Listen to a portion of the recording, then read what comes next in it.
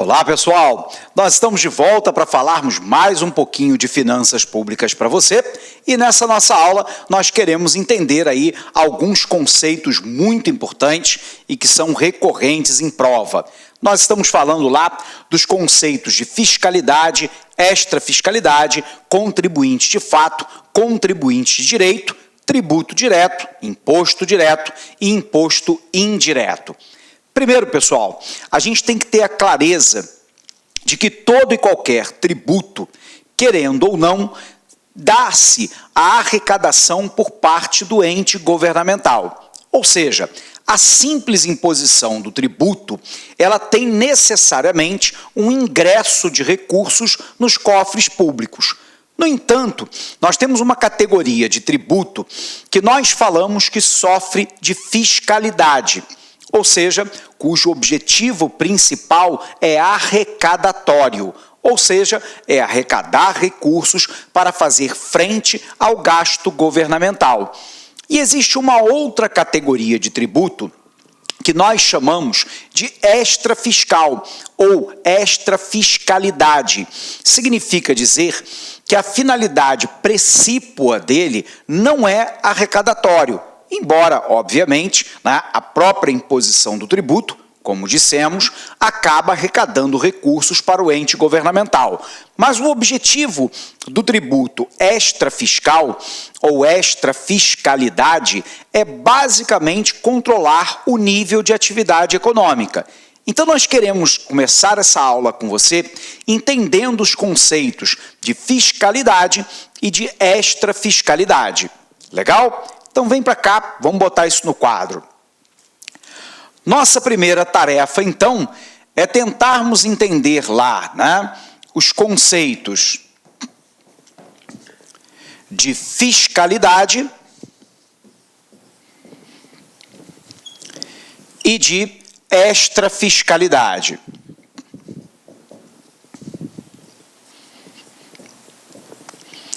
Vamos falar primeiro de característica de fiscalidade. Nós vamos falar de fiscalidade quando o imposto tiver um caráter essencialmente arrecadatório, ou seja, o objetivo da imposição do imposto, do tributo, é arrecadar recursos para fazer frente ao gasto governamental. O exemplo disso é o imposto de renda, é o IPTU, o Imposto Predial e Territorial Urbano, é o IPVA, o Imposto de Propriedade de Veículo Automotor, dentre outros. Nesse caso, a imposição do tributo tem característica essencialmente arrecadatória. Então, nós temos lá a fiscalidade, o imposto com objetivo arrecadatório. O exemplo aqui para nós, o imposto de renda, o IPVA ou o IPTU. São tributos, cujo objetivo é arrecadar recursos. Ponto. Eventualmente, é claro que a imposição desses tributos, eles têm algum impacto sobre o nível da atividade. Por exemplo, nós sabemos que toda imposição de tributo retira renda do agente econômico. A gente sabe lá, por exemplo, que YD, renda disponível, é igual a renda menos T mais R. Vamos lembrar, renda disponível é igual a renda menos os tributos mais as transferências. Todas as vezes, então, que eu imponho uma carga tributária, eu reduzo a renda disponível para o agente econômico. Então, é claro que todo tributo tem um impacto sobre o nível da atividade econômica. Porém, o objetivo fundamental daqueles tributos que são eivados de fiscalidade, o objetivo é arrecadatório e não controlar o nível da atividade econômica. Para controlar o nível da atividade econômica, nós temos um outro conceito que nós chamamos de extrafiscalidade. Naquele caso, nós temos lá que o principal objetivo é controlar o nível da atividade econômica. Então, aqui o objetivo é controlar a atividade econômica.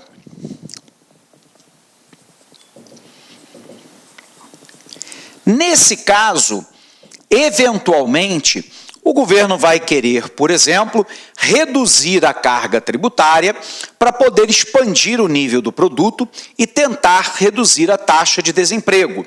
Ou ainda, eventualmente, ele vai ampliar a carga tributária de acordo com o objetivo que pode ser, por exemplo, o controle da inflação, ou ainda um objetivo específico, de impedir a entrada de produtos importados no país, eventualmente impedir a saída de produtos através de imposto de exportação, controlar o nível de crédito, dentre outros.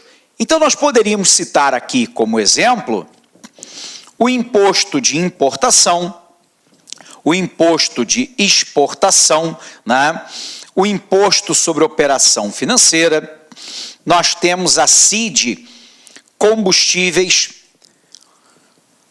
A CID é a contribuição de intervenção de domínio econômico, Então, observe lá que sendo o imposto de importação, o imposto de exportação, eventualmente o imposto sobre operação financeira, o IOF, ou a CID combustíveis, a contribuição de intervenção de domínio econômico na área de combustíveis, o objetivo aqui é controlar o nível da atividade econômica e não meramente arrecadatório. É óbvio, pessoal, que a arrecadação ela irá acontecer, mas o objetivo do ente governamental, a priori, não é exatamente com a arrecadação, é com o controle do nível da atividade econômica ou da própria atividade econômica em si. Legal? Bacana? Então vamos apagar aqui para a gente fazer a revisão. Vem comigo. Apagando aqui. O que a gente tem então,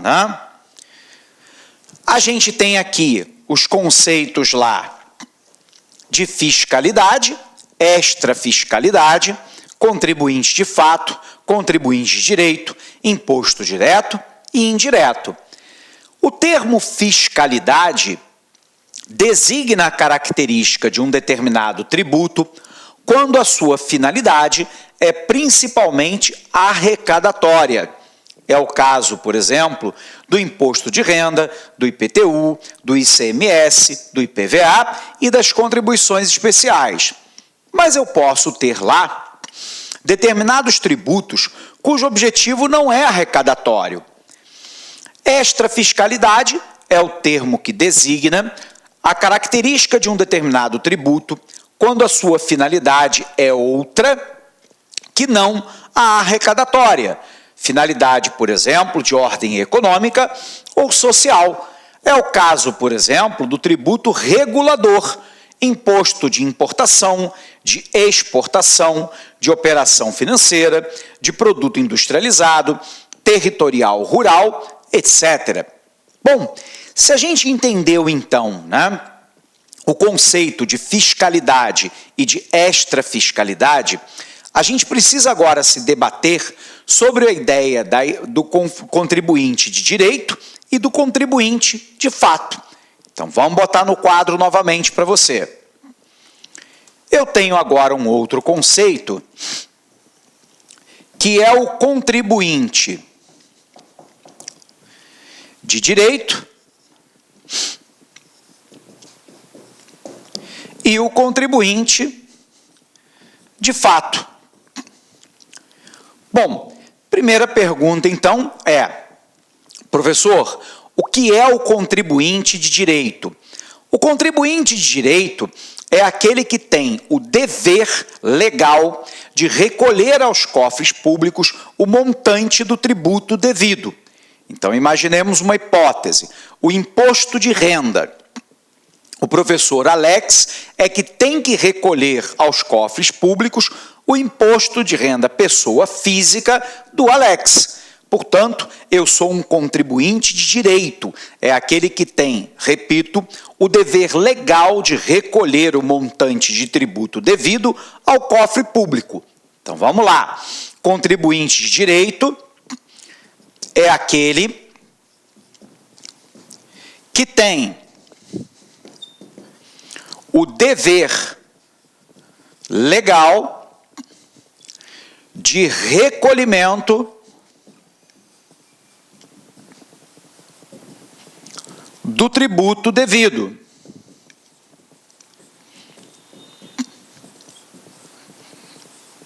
Ponto. Mas nós temos também o que nós chamamos de contribuinte de fato. O contribuinte de fato é aquele que efetivamente está pagando o tributo. Ele está sofrendo o ônus tributário. Então, o que ocorre?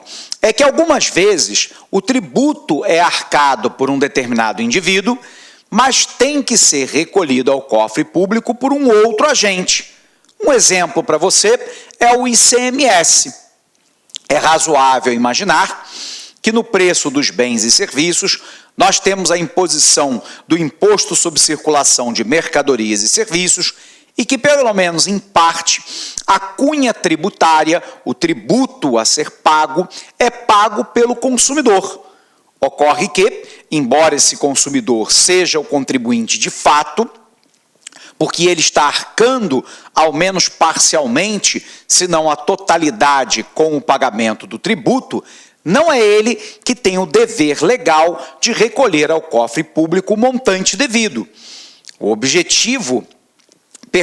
A responsabilidade é da firma e não do indivíduo que está arcando com o pagamento do tributo.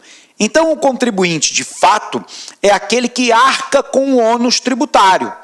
Então, o contribuinte de fato é aquele agente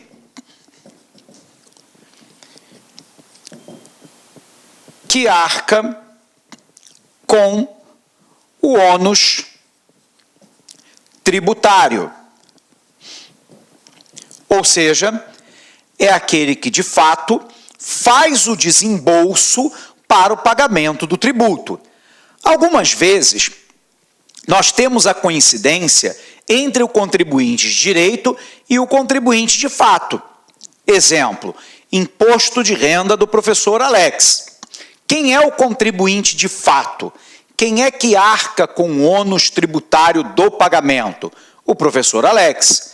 Quem é o contribuinte de direito? Quem é que tem que obrigatoriamente recolher ao cofre público o montante de tributo devido? Também é o professor Alex. Nesse caso, eu tenho uma coincidência entre o contribuinte de fato e o de direito, mas nem sempre é assim. Observe lá no ICMS, no exemplo que nós havíamos dado. No ICMS, nós temos uma situação em que, ao menos parcialmente, quem arca com o pagamento do tributo sou eu e você, todas as vezes que adquirimos lá um bem. Porém, observe que o dever legal de recolhimento ao cofre público não é da minha pessoa e da sua pessoa. Quem tem que efetivamente recolher ao cofre público o montante devido é a firma que vendeu o bem. Portanto, nesse caso, há uma desassociação entre o contribuinte de fato e o contribuinte de direito, e eles não podem ser confundidos entre si. Então, repetindo, o contribuinte de fato é aquele que arca com o ônus tributário e o contribuinte de direito é aquele que tem o dever legal de recolher o montante devido do tributo aos cofres públicos. Legal? Vamos revisar? Então, vem para cá. Vamos apagar aqui para a gente conseguir visualizar.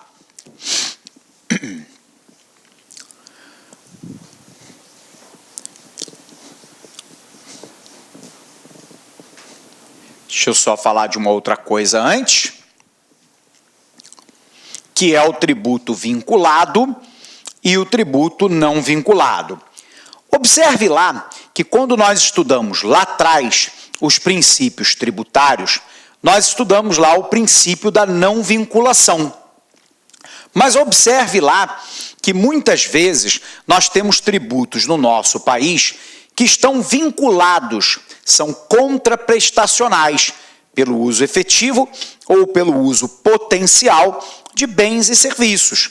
Nesse caso, um exemplo interessante é que muitos estados brasileiros, eles cobram lá a taxa de financiamento do Corpo de Bombeiros, algumas vezes chamado lá de taxa de incêndio.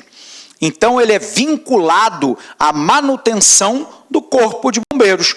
Nesse caso, é uma taxa, portanto, pelo uso efetivo ou potencial de um serviço colocado por parte do Estado em direção ao cidadão. A contribuição para o INSS é um outro tributo vinculado. Nesse caso, como é uma contribuição, ele obviamente é pelo uso efetivo de um bem ou serviço colocado à disposição do cidadão pelo Estado.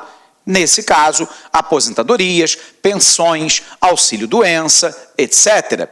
Então, nós temos uma categoria que nós chamamos de tributo vinculado.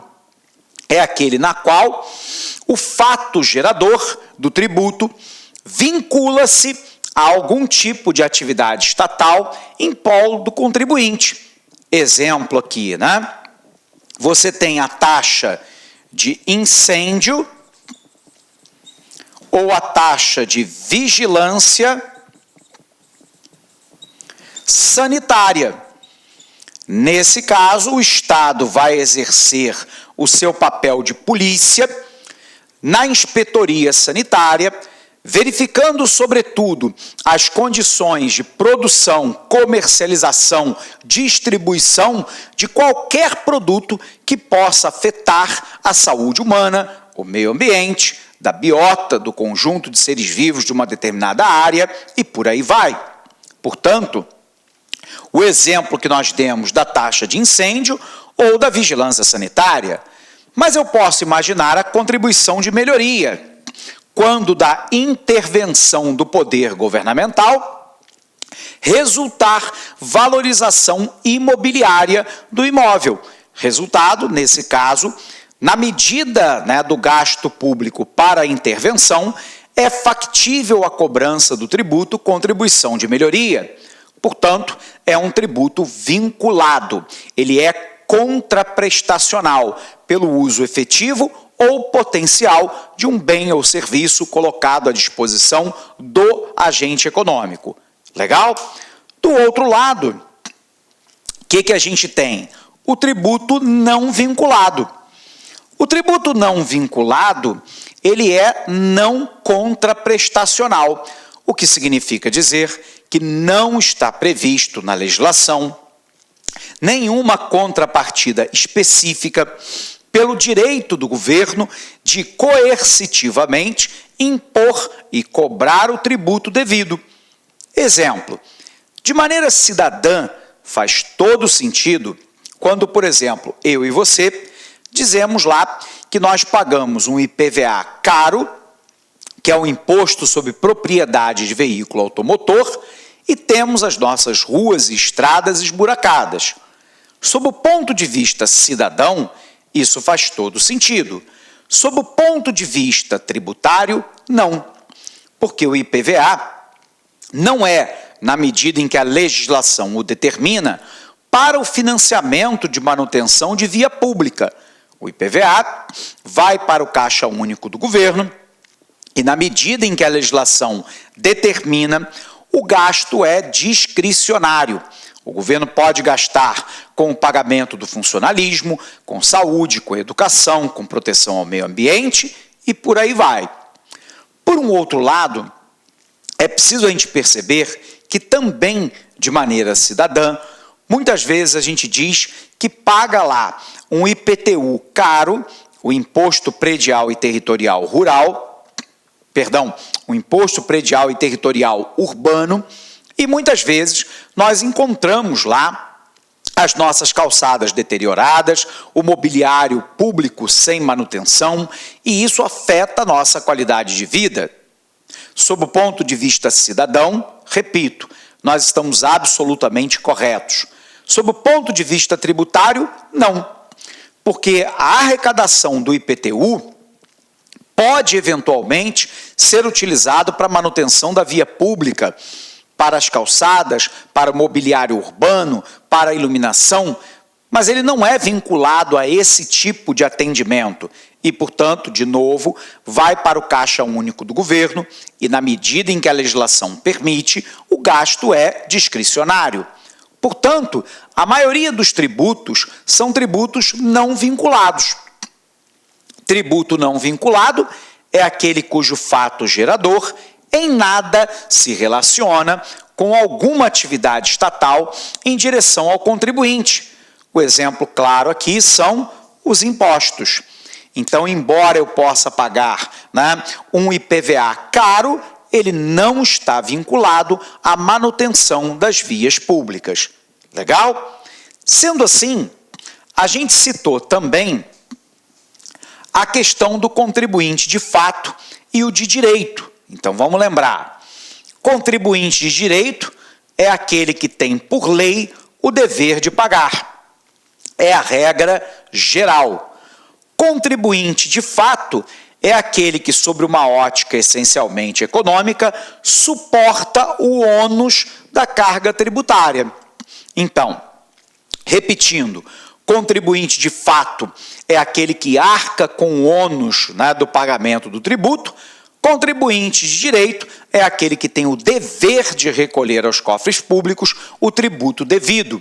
Portanto, o dever de pagar, mesmo que o ônus tributário não incida diretamente sobre ele.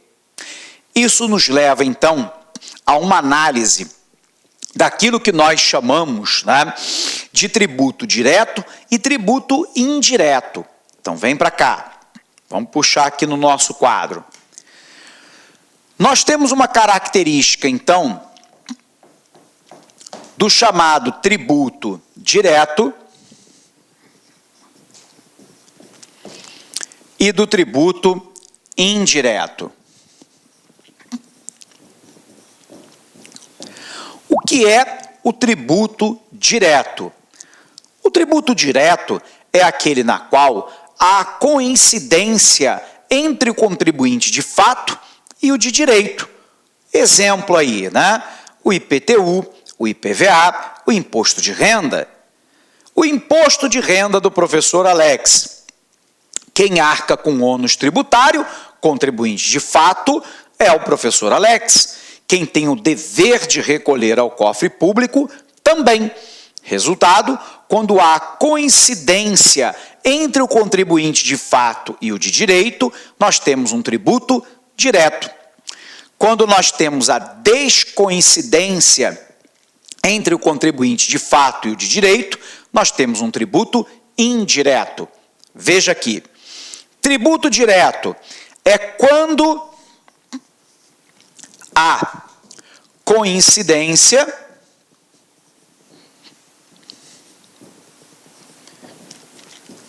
entre o contribuinte de fato e o de direito.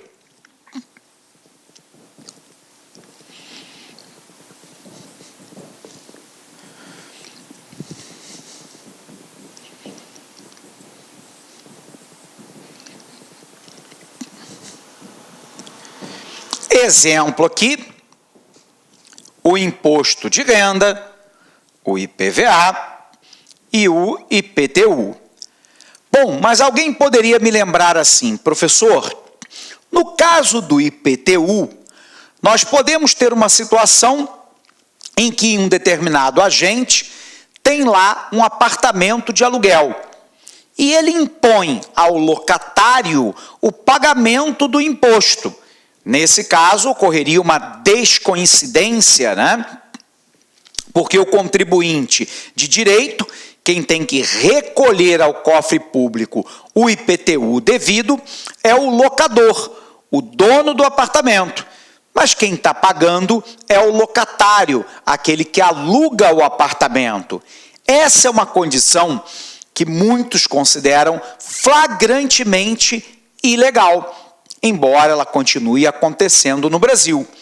Sob o ponto de vista estritamente legal, o locador não pode impor ao locatário o pagamento do imposto que lhe é devido.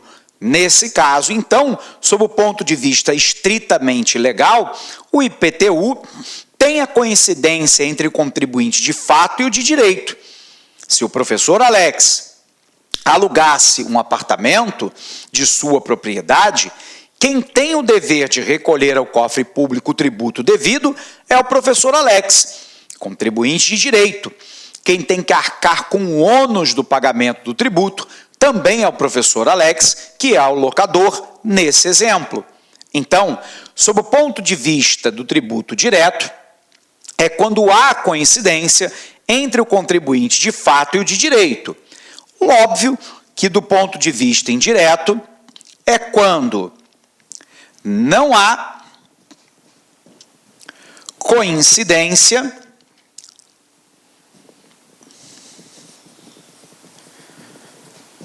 entre o contribuinte de fato e o de direito. Exemplo aqui para você, o ICMS, o ISS, etc. Peguemos lá o ISS. Na verdade, o termo correto é ISS-QN, o Imposto sobre Serviço de Qualquer Natureza. Então, é razoável imaginar que quando o professor Alex contrata lá o serviço de provimento de internet, ao menos parte do ISS deve ser arcado por estar embutido no preço pelo próprio professor Alex. No entanto, quem tem o dever legal, de recolher ao tributo devido ao cofre público é a firma que provém o serviço de internet e não o professor Alex. Portanto, quando há a descoincidência entre o contribuinte de fato e o de direito, nós estamos falando de um tributo indireto, da qual o ICMS, o ISS são dois exemplos clássicos. Legal? Então, vamos fazer a revisão aqui. Vamos apagar o nosso quadro aqui para a gente entender. O que nós temos, pessoal? Nós temos, então, a seguinte situação. Primeiro, nós temos lá que o tributo direto é quando há coincidência das figuras do contribuinte de direito e de fato na mesma pessoa. Portanto, o tributo é chamado de direto. Quando o contribuinte de direito consegue, através de uma situação de mercado, transferir a outra pessoa o encargo econômico, estaremos diante de um tributo indireto. Bom, se a gente conseguiu entender isso, está na hora da gente fazer questão, ver como é que esses tópicos aí foram motivo de prova. Então, vem para cá.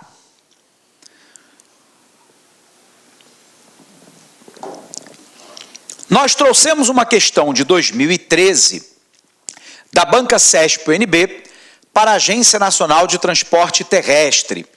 Prova lá para especialista em regulação de serviço de transporte terrestre na área de economia. Ela diz assim: com relação à estrutura tributária brasileira, julgue o item subsecutivo. Uma das características da estrutura tributária brasileira é a predominância dos tributos indiretos. Não obstante, considera-se menor o custo de cobrança dos tributos diretos, em razão de eles serem calculados e pagos pelo próprio contribuinte. Então, vamos lá. Vamos tentar entender isso aqui. Primeiro, uma das características da estrutura tributária brasileira é a predominância dos tributos indiretos. Não obstante, e até aqui tudo bem, sem maior problema, não obstante, considera-se menor o custo de cobrança dos tributos diretos, em razão de eles serem calculados e pagos pelo próprio contribuinte.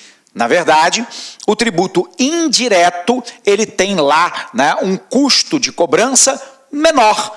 Nesse caso, né, observe, o tributo indireto é aquele que, embora não havendo a coincidência entre o contribuinte de fato e o contribuinte de direito, né, nós temos lá, basicamente, a firma como ente pagador.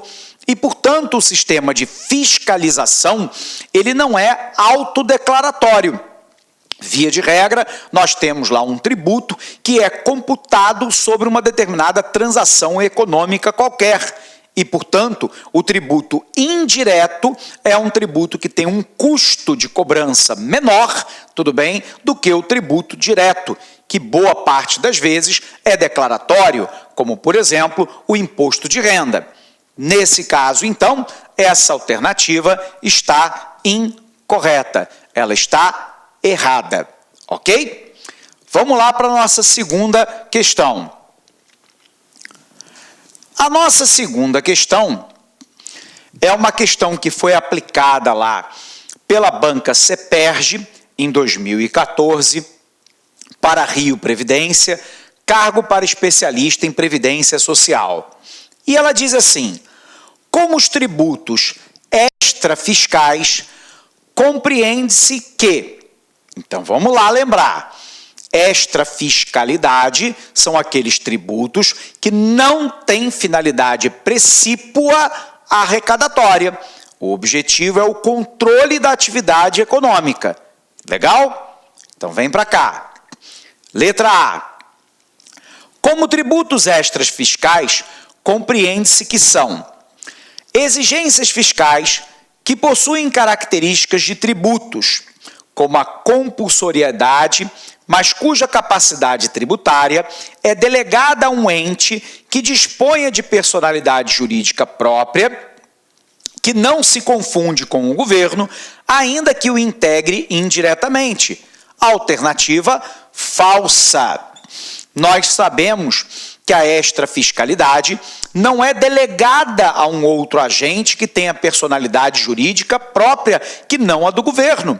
A extrafiscalidade é aquele tributo que não tem precipuamente a finalidade arrecadatória, embora, obviamente, toda imposição de tributo seja lá, de alguma forma, amealhado recursos para o ente governamental. Legal? Portanto, alternativa A, falsa. Vejamos a B. A letra B diz assim: tributos instituídos com a principal finalidade de regulação da atividade econômica específica e não propriamente gerar recursos para compor o caixa do governo e cobrir as suas despesas. Opa! Alternativa verdadeira. O objetivo do governo pode ser, por exemplo, controlar as importações com o imposto de importação, ou controlar as transações financeiras com o IOF, o Imposto sobre Operação Financeira, e por aí vai. Alternativa correta, letra B. Mas por que não é a letra C? Aqueles que, numa situação de elevação da carga tributária, determinam um aumento da atividade econômica. Primeiro, né? Se eu tenho elevação da carga tributária, ceteris paribus, tudo mais permanecendo constante, eu tenho queda da atividade econômica e não aumento. De toda sorte, isso não se relaciona ao conceito de extrafiscalidade. Portanto, essa alternativa é falsa. D. Tributos destinados à cobertura de custo de obras públicas, de que decorra a valorização imobiliária, tendo como limite total a despesa realizada e como limite individual o acréscimo do valor que a obra resultar para cada imóvel beneficiado. Isso é contribuição de melhoria, é a definição de contribuição de melhoria e não de extrafiscalidade. Portanto, o conceito está equivocado, essa alternativa também é falsa. Vejamos a letra E. A nossa letra E diz assim para a gente: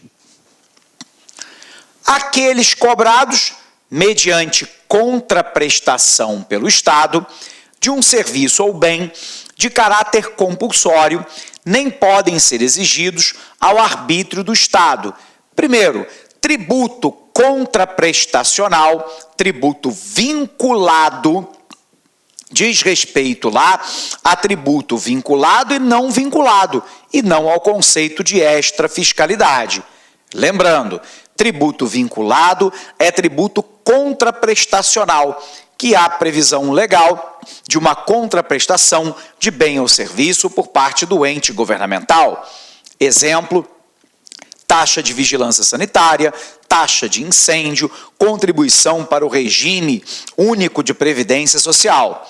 Por um outro lado, tributo não vinculado é aquele em que não está prevista uma contraprestação específica. Exemplo: IPTU, IPVA. Portanto, essa alternativa não se relaciona ao conceito de extrafiscalidade, ela está incorreta. Portanto, a nossa primeira questão, o gabarito é falso, e a segunda é a nossa letra B de bola. Gabarito aqui da primeira questão falso, da segunda B de bola, e com isso a gente encerra mais essa aula para você.